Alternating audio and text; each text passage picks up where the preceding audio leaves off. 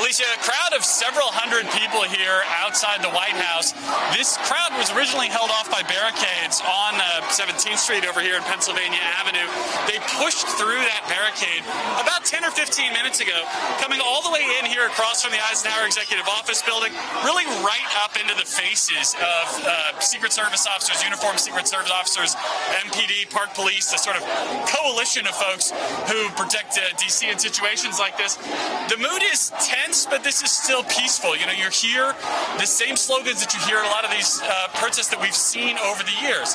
Black Lives Matter, hands up, don't shoot. Today, complemented by I can't breathe, the last words of George Floyd. His name you can hear now being chanted by the protesters out here.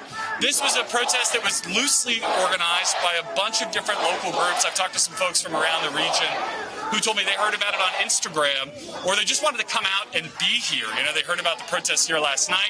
They heard about the president's tweets in many cases. And even though he's not here at the White House, they wanted to get as close as they could to answer that with this message that I think you can hear pretty clearly behind me right now. I can't breathe.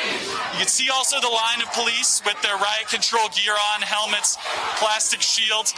When folks originally came over the barricades and pressed right up into the police here, was a little bit of a tense moment. You can tell some people on the edges of the protest wanted no part of it. And like I said, it is tense, but it's peaceful. These are folks who are communicating their anger very clearly.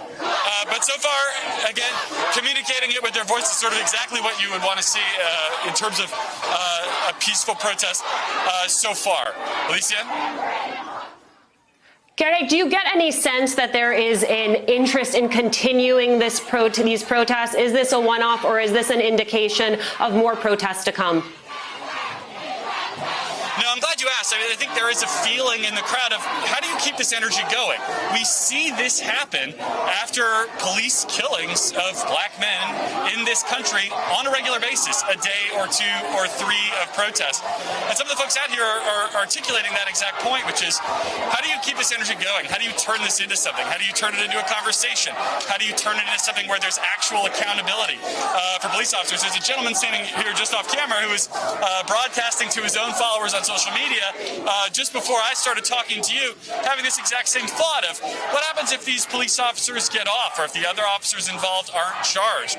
Will there continue to be this kind of energy, and will there be the follow-on accountability that we have not typically seen in these cases over the years? So I think that's absolutely part of the concerns here. Now, you know, whether that's maintainable beyond a week or two in an era of a pandemic, we are still in the middle of that, of course. You know, there's a question that remains to be seen. But there's certainly a feeling among the protesters, at least the folks I've talked to so far, that this is not a one-off, one-day flash of anger. This is potentially a more lasting expression of something that's been bubbling for quite a long time. Hey there, I'm Chris Hayes from MSNBC. Thanks for watching MSNBC on YouTube. If you want to keep up to date with the videos we're putting out, you can click subscribe just below me, or click over on this list to see lots of other great videos.